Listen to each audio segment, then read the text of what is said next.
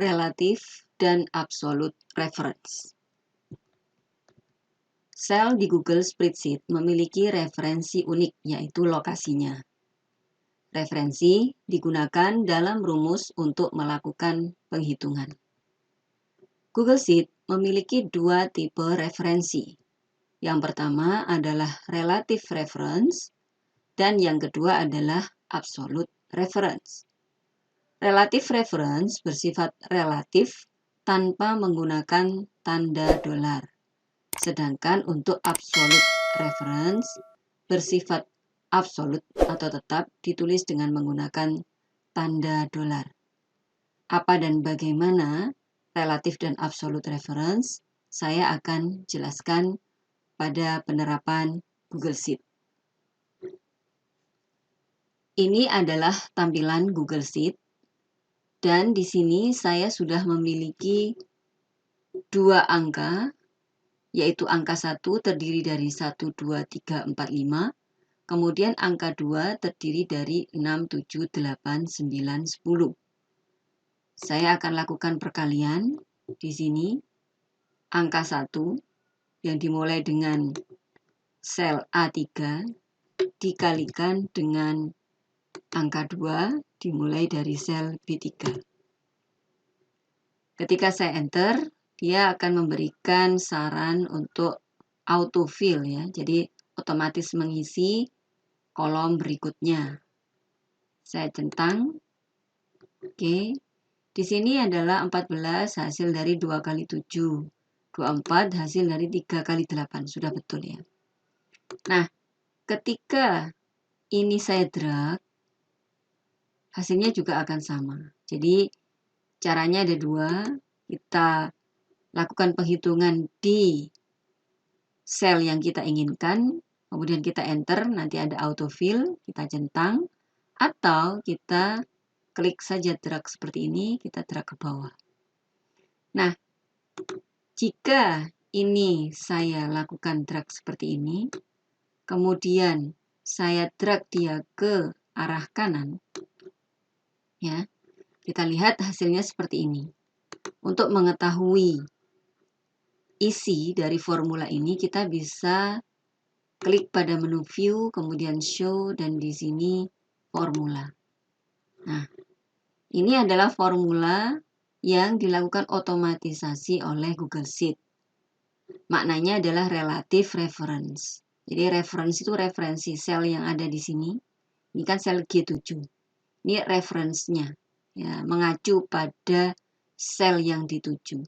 Nah, dia sifatnya relatif. Kenapa dikatakan relatif? Karena bisa berubah sesuai dengan drag yang kita lakukan. Apakah kita drag sel itu ke bawah formulanya ataukah ke kanan.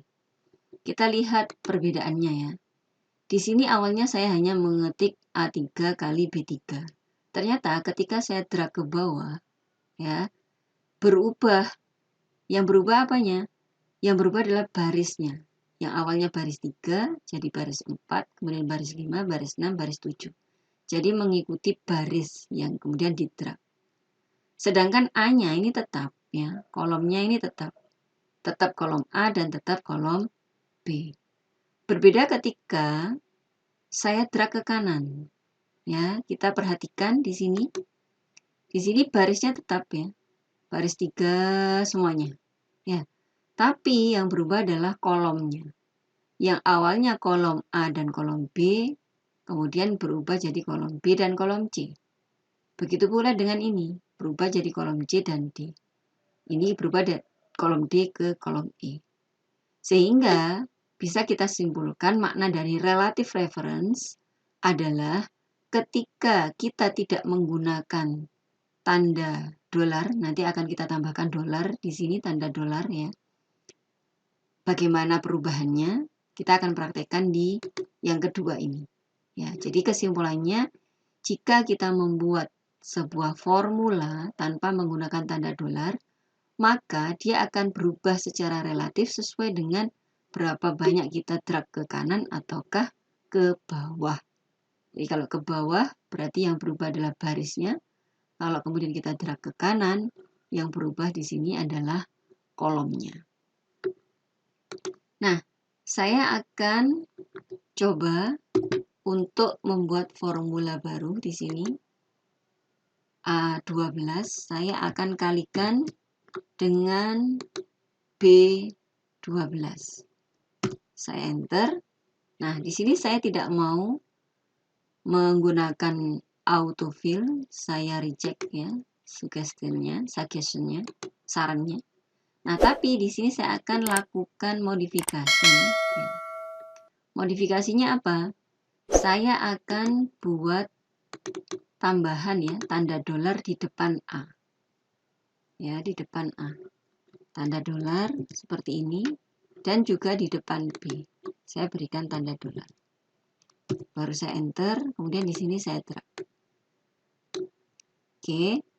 Kita tidak tahu ya bagaimana hasilnya. Saya akan nonaktifkan formulanya. Oke. Secara hasil, kalau dari sisi perkalian ini sama ya. 6, 14, 24, 36, 50 ya. Tapi kita akan lihat perubahannya ketika kita drag ke kanan. Nah, kenapa? Saya perlihatkan lagi formulanya. Nah, di sini tanda dolar saya tuliskan sebelum A. Berarti maknanya sebelum kolom. A ini kan kolomnya. A, B, C ini kan kolom. Nah, berarti dia mengunci kolom. Jadi tanda dolar itu mengunci, lock ya. Berarti dia mengunci kolom. Dia akan tetap berada di kolom itu. Ya, berada di kolom tersebut. Berarti berada di kolom A. Dan tetap berada di kolom B. Ya. Sehingga otomatis karena dia berada di kolom A dan B, maka hasilnya bersifat tetap. Ya, hasilnya bersifat tetap. Ya, ketika di drag, ya hasilnya ya ini. Ya, berada di kolom A sesuai dengan banyaknya dia lakukan drag. Karena saya drag dari A12 sampai A16, maka ya itulah yang dia lakukan otomatisasi penghitungan rumus ya. Jadi hanya di kolom itu A12 sampai A16. Kemudian juga di kolom B12 dan kolom B16. Sehingga dia tidak melakukan otomatisasi ke samping karena dia diminta untuk tetap di kolom A dan di kolom B. Oke, sekarang saya akan ubah ketika saya kalikan di sini A20, saya kalikan dengan B20. Oke, saya juga tidak melakukan otomatisasi pengisian ya, tapi di sini yang akan saya beri dolar adalah setelah A. Nah, maknanya apa? Saya akan mengunci barisnya. Ya, jadi di sini maksudnya kan baris 20. Nah, ketika yang diberi tanda dolar itu barisnya yaitu di 20, berarti dia akan mengunci baris 20 terus. Ya. Tapi kolomnya ini tetap bisa berubah. Ya, kolomnya tetap bisa berubah. Nah, bagaimana hasilnya? Kita akan coba copy ya, kita drag. Saya akan drag ke kanan. Oke. Saya nonaktifkan formulanya. Nah, hasilnya seperti ini. Kenapa kok seperti ini? Coba kita perhatikan ya. Di sini A20, berarti ini A20. Kemudian di sini juga B20.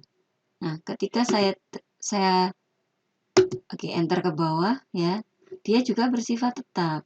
Ya, kenapa? Karena yang di lock itu adalah barisnya. Ya, baris 20 yang diinginkan itu adalah baris 20. Sedangkan kolom A di baris 20 ya hanya ini 1 dan 6. Ya. Nah, bagaimana dengan ini? Ketika saya copy ke kanan ya, ternyata karena barisnya yang bersifat tetap, kolomnya bisa berubah. Kolomnya akhirnya berubah jadi B dan C. Yang awalnya adalah A dan B. Karena kolom tidak saya kunci, tidak saya lock. Sehingga dia berubah. Ya, awalnya kolom AB jadi kolom BC. Di sini jadi kolom CD dan di sini jadi kolom DE. Ya, jadi bersifat ke kanan. Sehingga kesimpulannya, jika barisnya yang kita kunci, maka barisnya akan tetap berada di baris ini terus. Ya, baris 20 ya. Jadi yang saya kunci adalah baris 20.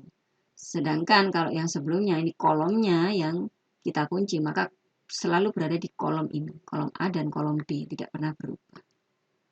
Nah, bagaimana dengan absolute reference? Ya, saya akan kalikan di sini, yaitu di sini A, kolom A 29, sel A29 maksudnya.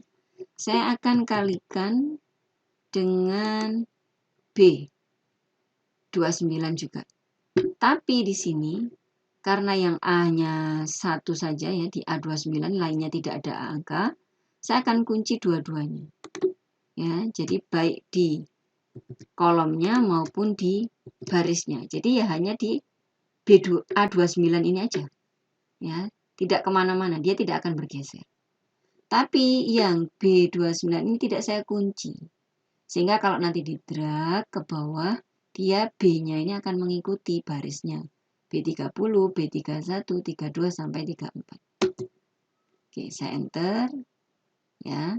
Di sini ada autofill, tapi saya tidak akan lakukan supaya Anda tahu bagaimana perubahannya. Saya copy, saya drag ke bawah. Nah, seperti ini.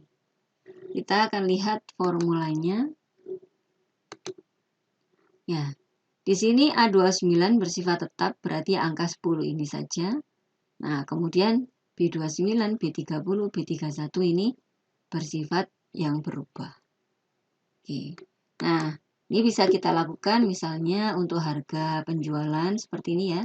Ini unitnya, ini harga satuannya, berarti kita bisa lakukan perkalian antara C2 dan D2. Oke, seperti ini kita bisa drag. Ya. Oke, saya hapus ya formulanya. Nah, seperti ini hasilnya. Kemudian di relatif baris ya, bisa juga kita lakukan misalnya total ya. Ini kalau saya drag ke samping kanan ya, dia juga akan berubah karena ini sifatnya relatifnya tidak ada tanda dolar sama sekali. Nah, kalau kemudian mau lakukan absolut ya, misalnya ini saya kalikan ya, saya kalikan ini masing-masing dengan harga, ini harga ya misalnya ya. Nah, kemudian saya tambahkan ini ya, dikalikan dengan harganya, saya tambah lagi ya. Jika ini kan penjualannya para sales ya, saya kalikan dengan harganya ya. Kemudian saya tambahkan lagi Amanda, saya kalikan dengan harganya. Nah, untuk yang harga ini karena dia bersifat tetap, saya akan tambahkan tanda dolar di depan B dan di depan 1. Ada cara cepat ya, teman-teman, di sini, yaitu dengan cara menekan F4. Nah, seperti ini. Jadi di depan B1 saya tekan F4, nanti otomatis tanda dolar akan diberikan di depan B juga di depan 1.